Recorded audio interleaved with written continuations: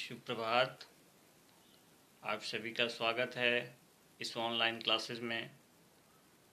मैं Chandrashekhar Y, assistant professor, Kashi Sahu College Saraikela, department of history, Kolhan University. प्यारे बच्चों, आज के इस क्लास में मैं बात करूंगा यूजी सेमेस्टर 5 के लिए CC12 जो पेपर है वो झारखंड के इतिहास, कला, संस्कृति से। प्यारे बच्चों, इस वीडियो को बनाने का मेरा मकसद दो है। पहला ये है कि एक ऐसा टॉपिक है झारखंड के इतिहास एवं संस्कृति जो आपके लिए कंपटीशन के लिए सबसे महत्वपूर्ण है। खासकर यदि आप झारखंड में सर्विस करना चाह रहे हैं, यानी झारखंड में जॉब लेना चाह रहे हैं, तो आपको झारखंड को जानना पड़ेगा। बिना झारखंड को जाने, उसकी हिस्ट्री, उसकी ज्योग्राफी, कला, संस्कृति को जाने, तब तक आपकी सफलता सुनिश्चित नहीं है। प्यारे बच्चों, और सबसे पॉजिटिव चीज़ ये है कि झारखंड का जो विषय वस्तु है, हिस्ट्री है, कल्चर है, सब आपको सिलेबस में दिया हुआ है। सिलेबस में नहीं रहता तो आपको एक्स्ट्रा पढ़ना पड़ता, लेकिन यूनिवर्सिटी की सिलेबस ऐसा बनाया गया है कि उसको आप ग्रेजुएशन लेवल में ही आप पढ़िए, इतिहास को समझिए, क्योंकि ये काफ़ी उपयोगी आपके करियर के दृष्टिकोण से भी है। और आप यदि अच्छे से पढ़िएगा, अच्छी किताबों का सहारा लीजिएगा, लाइब्रेरी का सहारा लीजिए, कॉलेज की लाइब्रेरी में भी किताबें हैं, साथ ही साथ आप बाहर से भी बुक से भी स्टोर से ले सकते हैं, कहीं से भी लेके पढ़िए। क्योंकि बच्चों, जेपीएससी का जो एग्ज़ामिनेशन होता है, उसका प्रारंभिक परीक्षा का एक पेपर जो सेकेंड होता है जीएस का, वो पूरी तरह झारखंड से है, पूरी तरह झारखंड है। यानी आपको यदि झारखंड की जो आयोग की कमीशन का एग्ज़ाम है, चाहे वो जेएसएससी हो, जेपीएससी हो, जेएसएससी जो एग्ज़ाम कंडक्ट करती है, मान लीजिए झारखंड पुलिस का, वनरक्षी का,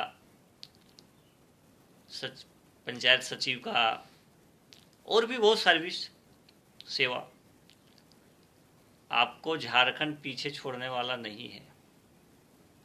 इसलिए प्यारे बच्चों, आज का यह वीडियो आपको वस्तुनिष्ठ जो क्वेश्चन आते हैं एग्ज़ाम में, आपके सिलेबस में भी, आपके एग्ज़ाम में भी ऑब्जेक्टिव पूछे जाते हैं, तो कुछ ऑब्जेक्टिव का भी आज चर्चा करेंगे और कैसे पढ़ना चाहिए जहां से आपका ऑब्जेक्टिव छूटे नहीं। आज इसकी कुछ मॉडल क्वेश्चन जो हैं, मान लीजिए कैसा बन सकता है, उसके बारे में आज चर्चा करेंगे। प्यारे बच्चों, देखिएगा, झारखंड का जो हिस्ट्री है प्राचीन समय से है। आप सुने होंगे असुर जनजाति। वर्तमान में बोला जाता है कि 32 जनजाति में आदिम जनजाति भी हैं, तो आदिम जनजाति जो हैं, जैसे बिरहोर, असुर, है ना, इस तरह का जो जनजाति है, सबर, सबर का उल्लेख आपका रामायण में भी है। सबरी जिसको आया, सबरी नाम सुने होंगे आप, जूठी बैर वाला। तो ये सब आदिम जनजाति है, बहुत पुराना जनजाति। आपको प्रश्न पूछा जा सकता है कि झारखंड में कौन से ऐसे जनजाति थे जिनका जो व्यवसाय था, काम था, वो लोहा का वस्तुओं को बनाया करता था, है ना। लोहा का वस्तु, तलवार हो, बहुत तरह का चीज हो, लोहे को जो है सो, लोहे से संबंधित क्रियाकलाप, लोहे को गलाने का काम, है ना, इस तरह का काम असुर जनजाति लोग करते थे। प्यारे बच्चों, है ना, ये सब आदिम जनजाति है ना, इनको प्रकृति से प्रेम है। आज भी देखे होंगे कि जो आदिम जनजाति है, जैसे बिरहोर हो गया, ये सब आज भी आधुनिक सुख सुविधा से दूर भागते हैं। पेपर में भी आता है कि बिरहोर, असुर, है ना, उनको मान लीजिए शौचालय दे दिया तो शौचालय में बकरी बांध रहे हैं, जानवर को बांध दे रहे हैं, यानी वो वहाँ पर बाथरूम करने वाले नहीं है। यहाँ भी ऐसा भी सुनने में आता है कि उनको स्कूल बच्चा को भेजता है तो वो भाग जाता है, मतलब वो पढ़ना नहीं चाहता है ना। तो वो सुख सुविधा से उसको कोई लगाव नहीं है, भाग जाता है, उसको स्कूल पकड़ के भी नहीं, है ना। यानी वो प्रकृति में घूमना, जंगलों में रहना, है ना। तो अब देखे हो गंदगी में भी बहुत रहते हैं, साफ सुथरा भी नहीं रहते हैं वो लोग। यानी पारंपरिक जो पुराना जो उनका तरीका है, पहले से जो चला आ रहा है, उसमें वो जीवन व्यतीत करना चाहते हैं। जो मॉडर्न टेक्नोलॉजी आ गया है, जो सुख सुविधाएं हैं, ज्ञान है, उनसे वो दूर रहना चाहते हैं। प्यारे बच्चों, ये सब आदिम जनजाति थी। लेकिन आपका जो सिलेबस में है कि जनजातियों का यहाँ किस तरह से आगमन हुआ, किस तरह से सेटलमेंट हुआ, कैसा उसका पॉलिटिकल कंडीशन था, है ना, राजनीतिक कंडीशन में कैसे, पंचायतों का क्या सिचुएशन था, माझी किसको बोलते थे, महतो किसको बोलते थे, है ना, पाहन किसको बोलते थे। तो ये सब कुछ वर्ड है, कठिन नहीं है। मैं पुनः बोल रहा हूँ कि कोई भी सिलेबस हो, दुनिया का कोई भी एग्जाम का सिलेबस हो, वो कठिन नहीं होता है। अप्रोच जब पकड़ लिए कि पढ़ना क्या है, सीखना क्या है, कौन से टॉपिक पर थोड़ा ध्यान देना है, जो हमारे एग्जाम के दृष्टिकोण से, कंपटीशन के दृष्टिकोण से महत्वपूर्ण है। प्यारे बच्चों, वो तो पहले की जनजाति थे यहाँ, लेकिन यहाँ पर जिस जनजाति ने अपना राज्य स्थापित करने का प्रयास किया, रहना प्रारंभ कर दिया, एक सिस्टम में जुड़ने लगे, वो जनजाति मुंडा था। कौन जनजाति था? मुंडा। उसको प्रोटो अस्ट्रलाइट बोलते हैं, और प्रोटो अस्ट्रलाइट समूह के थे। कहा जाता है कि वे लोग आपके उत्तर प्रदेश वाले साइड से आए थे, रोहतास होते हुए इधर आ गए, और यहाँ पर उन्होंने राज्य स्थापित किया, अपना राज्य का स्थापित किया, है ना। अपना क्षेत्र में उन्होंने वंश स्थापित किए, शासन व्यवस्था में भी उन्होंने भाग लेना प्रारंभ कर दिया। ठीक है। तो इस तरह से जो मुंडा था, उन्होंने, मुंडा जनजाति ने सबसे पहले यहाँ पर राज्य के निर्माण में सबसे पहले वो आगे रहे। और अब जानते ही हैं, मुंडा जनजाति यदि हम बोले, आपके दिमाग में आ जाना चाहिए कि बिरसा मुंडा। ये तरीका होता है कि आखिर बिरसा मुंडा थे क्या भाई। तो मुंडा, बिरसा मुंडा आंदोलन हुआ 1895 ईस्वी में। उल्हातू किस लिए प्रसिद्ध है? तो बिरसा मुंडा का जन्मस्थली है। 15 नवंबर को झारखंड दिवस मनाया जाता है, बिरसा मुंडा का जन्मदिन को लेकर के याद करने के लिए। तो प्यारे बच्चों, आपको मुंडा का संस्कृति देखना पड़ेगा कि वो वहाँ आए, है ना, किस प्रकार की उनकी व्यवस्था रही, कैसा उसका राजनीतिक कंडीशन था, कैसा उसका सोशल कंडीशन था। इससे बहुत सारे जनजातियों में सोशल कंडीशन था, बहुत सारा एक्टिविटी होता था, ठीक है ना। और धार्मिक कंडीशन भी था, जैसे देवता को क्या बोलते थे, जैसे कोई सिंह बोबा बोल रहा है, कोई धर्मेश बोल रहा है ना। तो इस टाइप को आपको देखना पड़ेगा कि कौन से जनजाति का किस देवता थे, है ना। देखिए, ज़्यादातर सूर्य को पूजा ज़्यादा करते थे। सिंगोगा मतलब वो सूर्य से संबंधित थे, सूर्य की पूजा आराधना में उनकी विश्वास थी, ठीक है। और पाहन का मतलब होता है जो पूजा पाठ करवाते थे, जैसे हम लोग पंडित जी इसको बोलते हैं, एक तरह से वही हुआ। कुछ धार्मिक क्रियाकलाप थे, जैसे धूमकोड़िया जो होता था, युवागृह होता था, समझे ना। युवागृह होता था जहाँ पर अविवाहित लोग वहाँ जाते थे, उनको प्रशिक्षित किया जाता था, है ना। इसी प्रकार से झारखंड को जब पढ़ रहे हैं तो कुछ शब्दावली को भी पढ़ना पड़ेगा। शब्दावली जो होता है, ठीक है, शब्दावली जो है, जैसे जतरा बोल दिए, इस टाइप का, जैसे मांझी बोल दिए, ठीक है। तो इस तरह से क्या है कि आपको पकड़ना पड़ेगा कि ये किससे किससे संबंधित है, ठीक है ना। तो मुंडा हुए। जहाँ तक युराव का बात है, जैसे आपको बोल देगा, क्वेश्चन ये भी बनेगा कि युराव जो है जनजाति किस प्रजाति समूह से है, किस समूह से है, तो वो द्रविडियन है। युराव जो है वो द्रविडियन है, वो दक्षिण भारत से आए, दक्षिण भारत साइड से आए, स्वाभाविक है, वो द्रविडियन क्षेत्र थे। और उराव से संबंधित आपको मैं बताया था, उराव वाला इलाका जहाँ से ताना भगत भी थे, उराव, है ना। वो उनकी जो देवता होते तो धर्मेश होते थे, धर्मेश बोला जाता था उनको, ठीक है ना। और अभी वर्तमान में देखिए, इसको कोरिलेट कीजिए, आपको कोरिलेट करना पड़ेगा। जनसंख्या में 2011 की जनसंख्या को यदि आप लेते हैं तो सबसे ज़्यादा जनसंख्या जनजातियों की यदि है तो है आपका संथाली, और उराव जो है वो आपका दूसरा में आ जाता है, मुंडा आपका तीसरा में आ जाता है। तो प्यारे बच्चों, भले आपको जनसंख्या आपके यूनिवर्सिटी एग्जामिनेशन में इस तरह का न पूछे, लेकिन आपको जनजाति का जो सेंसेक्स मतलब जनगणना है उस पर भी पकड़ बनाने की आवश्यकता है। जनसंख्या से पूछता है, उसकी साक्षरता दर भी आपको जानने की आवश्यकता है कि किस जनजाति की साक्षरता दर कितना है, चाहे जनजातियों की साक्षरता दर कितना है। झारखंड की जनसंख्या में जनजातियों की संख्या कितनी है, कितना परसेंट है।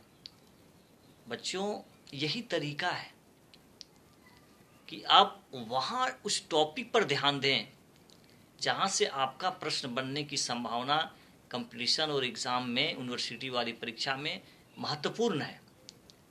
इसलिए इसको स्टेप टू स्टेप पढ़िए। जनजाति लोग आए, रहने लगे। अब जैसे प्राचीन शुरू होता है, प्राचीन से, तो प्राचीन में समय में झारखंड का जो शब्द है, झारखंड को क्या बोला जाता था, आपको देखना पड़ेगा। क्षत्रिय ब्राह्मण जो है, उसमें सबसे पहले झारखंड के लिए पुंड्र प्रदेश का जो है नाम दिया गया, पुंड्र प्रदेश। लेकिन झारखंड जो शब्द है 14वीं शताब्दी में एक ताम्रपत्र पर लिखा मिला था, झारखंड शब्द के लिए, झारखंड के लिए। साहित्यिक स्रोत में देखिएगा तो अकबरनामा जो है अबुल फजल वाला, है ना, अबुल फजल का जो ग्रंथ है आईने अकबरी, उसमें जो है सो दिया हुआ है। तो इस तरह से आपको देखना पड़ेगा कि क्या बोला जाता था, क्या सी स्थिति था। नागवंशी यहाँ पर शासक हुए प्राचीन समय में, कौन संस्थापक थे, फनी मुकुट राय मान लीजिए पूछ देता है नागवंशी, इनमें से कौन से नागवंशी शासक थे, 4-5 आपको दे देगा। आपको किसे मारना है? फनी मुकुट राय। नागवंशियों की राजधानी कहाँ था? 4 जगह दे दिया, तो सुतियाम्बे। बच्चों आपको इसी तरह से, जैसे पलामू में रक्सेल का शासक था, पलामू में किसका था? रक्सेल। फिर आगे चल करके मध्यकालीन में चेर लोग वहाँ शासन करता है, रक्सेल को हटाकर रक्सोल को, और फिर वहाँ पर चेर लोग आ जाता है। इसी तरह से आप देखिएगा सिंहभूम वाला इलाका में तो बहुत सारे शासक रहे यहाँ पर, सिंह वंश, मानभूम है न, ढाल जिसको बोलते हैं, सिंह रहे। तो इस तरह से आपको देखने का प्रयास करना पड़ेगा। प्राचीन समय में देखिए कि क्या यहाँ कंडीशन था। फिर देखिए आपका सिलेबस में मध्यकालीन है, यहाँ पर कौन आए थे, किसने विजित करने का प्रयास किया, फिरोज शाह तुगलक ने कहाँ पर राजधानी बनाने का किया था। हजारीबाग वाला इलाका में सतगांवा को उन्होंने अपना राजधानी बना दिया था शासन करने के लिए। तो प्यारे बच्चों मानसिंह भी आए थे अभियानों में, तो उसको आपको देखना पड़ेगा। ठीक है, तो ऑब्जेक्टिव के लिए है कि आप विषय वस्तु से ढूंढ के निकालिए कि इसमें क्या बन सकता है। देखिए मिनिमम है 5-6-10 में आपका 5-6 तो जाना हुआ रहता है, 4-5 आप कर लीजिएगा, लेकिन 3-4 के लिए ज़्यादा मेहनत करना पड़ता है। ठीक है ना, आपको देखना पड़ेगा इसमें किसको बोलते हैं, सिंहबोगा क्या था भाई, पाहन क्या था। इस समय जो शब्दावली में बोल रहा हूँ इसी से संबंधित सारा कुछ रहता है। ठीक है, बहुत तरह का है। टोटम क्या है, ठीक है, जैसे उराव जो जनजाति होता था वो बंदर का मांस नहीं खाता था, उसका एक प्रतीक चिन्ह है। तो ये सब चीज़ आप किताबों में दिया हुआ है, इसको थोड़ा सा पढ़िए, पढ़ने का प्रयास कीजिए। ठीक है, इसको हम प्रयास करेंगे कि आपकी झारखंड की समझ, आज की इस वीडियो में आपको बस एक समझ के लिए बनाने का प्रयास किए। उसके बाद आगे का जो टॉपिक है इसमें कम से कम 3-4 वीडियो में डालूंगा, आपका ऑब्जेक्टिव भी पूरा क्लियर करवा दूंगा, साथ ही साथ एक समझ डेवलप, अप्रोचेज कैसे पढ़ें इसको, जहाँ से मेरा प्रश्न कभी नहीं छूटे। प्यारे बच्चों आगे देखिएगा, जब मध्यकालीन जब आगे बढ़ जाइएगा तो अंग्रेजों का आगमन होता है, वहाँ से प्रश्न आएगा, सिंपल पूछेगा किस एरिया से आगमन हुआ, तो सिंहभूम वाला एरिया हो सकता है। वो जो अंग्रेज अधिकारी थे उनका नाम दे सकता है, तो फर्गूसन थे, फर्गूसन नामक अधिकारी को यहाँ विजिट करने के लिए सिंहभूम वाला क्षेत्र में भेजा गया था, और विजिट भी किए थे। ठीक है ना। उसके बाद देखिए कि जो जो विद्रोह हो रहे थे उससे प्रश्न आपका 100% आएगा। जैसे हो विद्रोह 1820 के लमसम में हुआ है, कोल विद्रोह 1830 के बाद 30। तो ये सब चीज़ क्या है, यही सब से प्रश्न पूछा जाएगा। संथाल विद्रोह 55 में शुरू हुआ था, बोलेगा संथाल विद्रोह के प्रेरणेता कौन थे, सिंधु कानू, यहाँ से प्रश्न बन गया। किस विद्रोह को प्रथम जन क्रांति कहा जाता है, कार्ल मार्क्स ने उस विद्रोह की संज्ञा दी गई, सबसे महत्वपूर्ण विद्रोह जन क्रांति के रूप में उसको देखा गया, वो था आपका संथाल विद्रोह। किस विद्रोह को हूल विद्रोह भी बोलते हैं, यह ऑब्जेक्टिव प्रश्न है, तो संथाल विद्रोह कोई चांद भैरव वाला यही है। तो इस टाइप को आपको देखने का प्रयास यूनिवर्सिटी की परीक्षा के लिए इसी टाइप को आपको देखना पड़ेगा। बिरसा मुंडा को देखिए, वहाँ से निश्चित आएगा, बिरसा मुंडा से संबंधित आपका प्रश्न बनेगा। ताना भगत आंदोलन 1914 में प्रारंभ हुआ, सो पूछेगा कि ताना भगत के आंदोलन के प्रेरणेता कौन थे, तो जतरा भगत। ठीक है, तो कोई टफ नहीं है, लेकिन थोड़ा सा एक तो आपका सिलेबस में नहीं दिया, लेकिन फिर भी जानना चाहिए। प्रथम विद्रोही है ना, शहीद होने वाला यहाँ कौन थे? ठीक है, कौन थे बताइए, सोचिए, किसको प्रथम शहीद माना जाता है? किसको झारखंड में भारतीय राष्ट्रीय आंदोलन का प्रथम विद्रोही नेता के शहीद के रूप में माना गया है? तिलका मांझी। प्यारे बच्चों, तिलका मांझी आंदोलन झारखंड में हुआ। तो तिलका मांझी जो शहीद हुए, तो प्रथम शहीद माना जाता है राष्ट्रीय कांग्रेस का, राष्ट्रीय आंदोलन का। तो इस तरह से वस्तुनिष्ठता के लिए आपको सिलेबस को देखना पड़ेगा।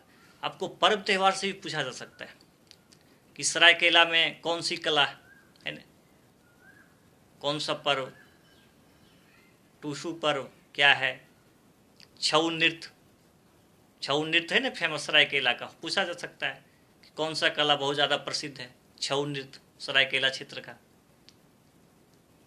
तो इस टाइप का बच्चों एक कलेक्शन आप लोगों को मैं देने का प्रयास करूंगा। 2-3 वीडियो इस पर मैं बनाऊंगा, और कम से कम इतना तो ज़रूर फ़ायदा होगा कि आपको पढ़ना कैसे चाहिए, कहाँ पर क्लिक करना है, कहाँ पर दिमाग थोड़ा ज़्यादा लगाने की आवश्यकता है। एक वीडियो में पूरा शब्दावली पर बनाऊंगा। दीगू किसको बोलते थे? जो बाहर से आए हुए थे, झारखंड के बाहर से जो आए थे आदिवासी लोग, उसको दीगू बोलते थे।